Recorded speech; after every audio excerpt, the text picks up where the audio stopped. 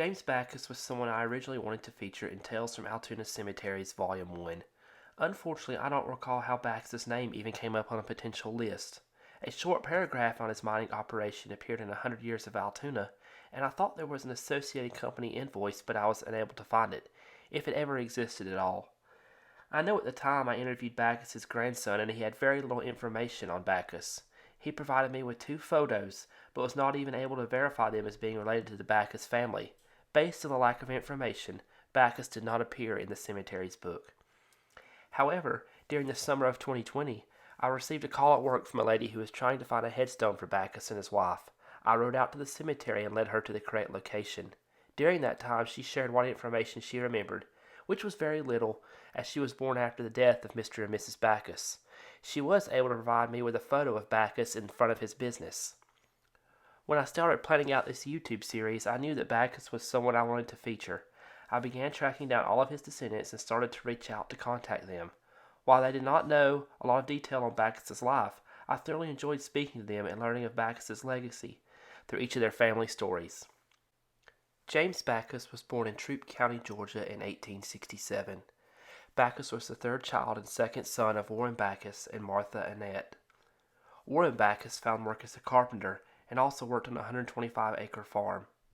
In 1860, records indicate he owned 2 horses, 6 head of cattle, 1 sheep, and 12 hogs. On the farm, he also had wheat and corn. During the Civil War, Warren Bachus served in the Randolph County Mounted Infantry Home Guard. This record lists him as having dark eyes, dark hair, and a dark complexion, while standing at 5 foot 11 inches. After the war, Bachus was appointed among the first councilmen to the town of Hogansville, Georgia in 1870. During that time, his property had assessed a value of $2,000, a substantial amount for the time period.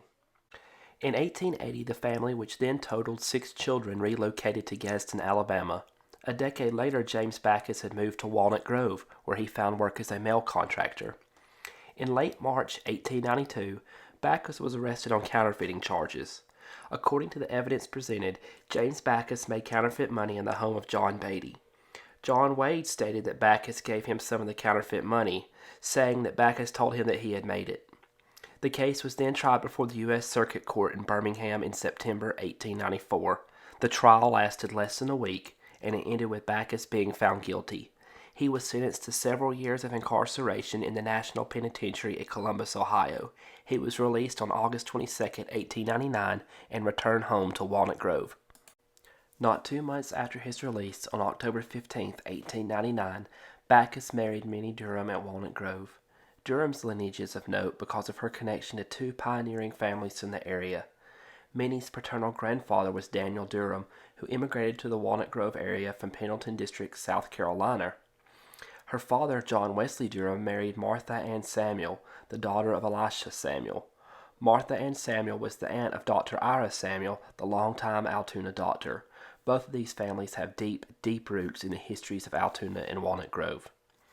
While Bachus was still incarcerated, he appeared on a deed with his brother R.L. Bachus. The 80-acre deed, which was acquired from another Bachus brother, G.W., was located off of Bristow Cove Road. While the deed was dated 1896, it was not recorded until 1915. This was most likely the location Bachus and his wife settled after their marriage. Even though Bachus was a free man with property and a new marriage, he was not trouble-free. Perry Vassar, a tenant on the Bachus farm, had been trading in Walnut Grove with Bachus as the security. Bachus tried to use his influence to force Vassar to sell his cotton in Walnut Grove, thus paying his debt. Despite Bachus's best effort, Vassar disagreed and began to take his cotton to Atala. Bachus chased after Vassar and finally caught up with him between Walnut Grove and Atala. The 2 men began to argue, and Vassar pulled a knife, slashing Bachus several times on the left arm and above the heart. Ironically, both men wound up in Atala, Bachus for medical reasons and Vassar in jail. The newspaper article on the event stated Bachus's wounds may prove fatal.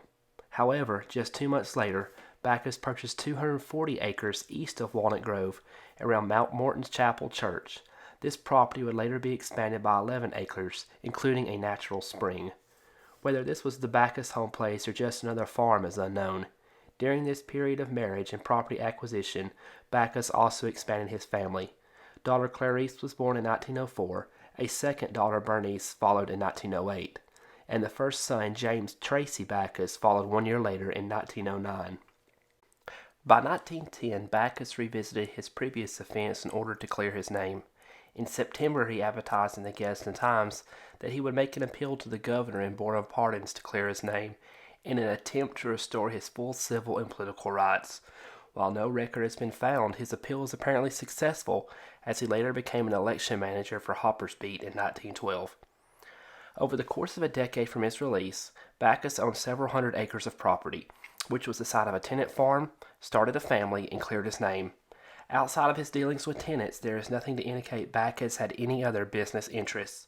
This would soon change. Like many others, the draw of the coal boom and resulting town of Altoona would once again change Bachus's course. In December 1912, Bachus purchased a lot on the northeast corner of 2nd Avenue and Etowah Street. It was on this site that Bachus operated his mercantile business. The area also became known as Bachus Corner. That same year, Bachus purchased a nearby lot which is now the location of Green's and Altoona General Store. However, in 1913 it was the site of the Bachus home, as the entire family relocated from Walnut Grove. It appears that this marked the turning point to where Bachus quit farming and went all in on his business endeavors. What became of the tenants on his farm is unknown. Bachus continued running his business to the 19-teens. In 1917, he added 2 other lots adjacent to his business lot.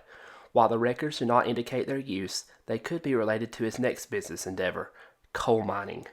Starting in 1916, Bachus ran what was known as the Bachus Mine. He employed J.C. Cooley as foreman and mine superintendent. In March 1918, Bachus obtained 4 acres on Altoona Mountain, adjacent to Altoona Cemetery. While the location was not suitable for a mine, it was probably utilized for an equipment or staging area, while his actual mining property was a lease. During this period of time, Bachus continued to expand his family with the birth of his final 2 children, son Howard in 1914, followed by Warren in 1918. Bachus's efforts in coal mining were an apparent success, due to the fact in 1920 Bachus sold the store to J.P. Revis, his son-in-law. Unfortunately, a potential strike loomed. By 1920, Bachus was in Gadsden when the paper reported on the possible strike. The article lists Bachus as mining superintendent for the Murphy Transfer Company, which operated a small mine in Altoona that had an output of 50 tons a day. The Gadsden Times reported that on September 7th, strikes had shut down the Gulf State steel mines. However, this strike did not affect the Bachus mine, which continued operation. These articles continue to indicate that Bachus leased the mining property during this time. While no incorporation record for Murphy Transfer Company has been found, it would appear that Bachus was either an extension of the company itself or contracted with the company. During this time, Bachus had another round of personal property dealings. The first took place in 1919 and included a lot on the corner of Blunt Street and 2nd Avenue, later known as the site of the John Nichols and Coach Brent Clifton home. With the purchase of this property, Bachus sold the later Greens and Altoona General Store property and moved his family to this residence. By December 1919, Bachus purchased another lot near the intersection of College Street and Phillips Lane. The intention of this purchase was to flip it, as he did not even keep the property long enough to pay taxes on it. An additional purchase came a couple of months later, on February 5, 1920, when Bachus purchased a lot in East Altoona, near the present site of Eastside Baptist Church. Again, the purchase was utilized as a property and sale, as no tax record is shown for the property under Bachus's name. Exactly a year and 3 days later, on February 8, 1921, Bachus purchased 4 lots in Rickles Addition No. 2. These lots encompass the area on the hill behind Altoona Town Hall. This purchase and a subsequent sale of the future John Nichols and Brent Clifton property led the Bachus family to moving for a second time in 2 years. By March 1923, Bachus purchased the mineral rights to all of the southeast quarter of Section 24, which included all of the north side of Altoona Mountain around Easttown. This purchase would allow Bachus to work out contracts on the exploitation of coal from this area. It could have also allowed Bachus to get out from under a contract if his mining lease was included in this area. Unfortunately, any lease record for the property has not been found, and it is unknown exactly what Bachus did with the mineral rights. However, it does appear that the purchase may have led to financial difficulties, as a June 1923 Gadsden Times article states that J.E. Bachus has declared bankruptcy. Whether this bankruptcy applied to both his business and personal dealings is unknown, as no incorporation records for Bachus exist. The results of the bankruptcy proceedings are unknown. However, the following year he purchased the same mineral rights for a second time. This did not mark the end of troubles for Bachus. On November 23, 1924, a fire started in the Bachus home and completely destroyed the residence. The fire spread to his neighbor's house and amounted to $6,000 worth of damage between the two homes. The fire was a total loss for Bachus, who did not have the home insured. Despite the loss, Bachus soon bounced back. Records indicate that by 1923 he was back running his original business. This would support that the bankruptcy dealings were related to the coal mining business instead of his personal property. By 1926, Bachus owned 14 lots in the Dorman subdivision. He built his family residence on the northwest corner of Phillips and College. Aerial photos indicate that Bachus farmed part of the property and either sold off or leased out other parts throughout the years. Whether he continued in the mining business is unknown. In the spring of 1949, Bachus battled an illness for several weeks before passing away at his home on April 17, 1949, at the age of 82. His funeral was conducted the next day at the Altoona Methodist Church. Burial followed in Altoona Walnut Grove Cemetery, with Ralph Sullivan, Tom Bradford, Rex Phillips, Cleve Parker, Ernest Greer, and Claude Williams serving as pallbearers. Minnie Bachus continued to reside in Altoona for some time after her husband's death. At some point in 1950, she moved to Alabama City. During this time, Miss Bachus began to develop dementia. Grandchildren recall visiting her in Alabama City and being told to go play in the yard. At that time, the reasoning perplexed them, but as they grew older, they realized why.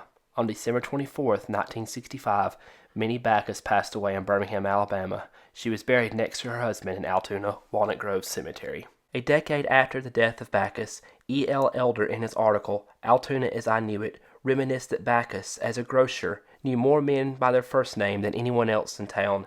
In preparation for this video, the late Edward Clifton recalled Bachus, calling him Uncle Jim. All throughout the history of Altoona, there are men and women like Bachus, people with a story, a great story, individuals who played a role and helped shape the town that still remains to this day. Bachus's once thriving business is now the site of a vacant lot, ready for the next phase in Altoona history.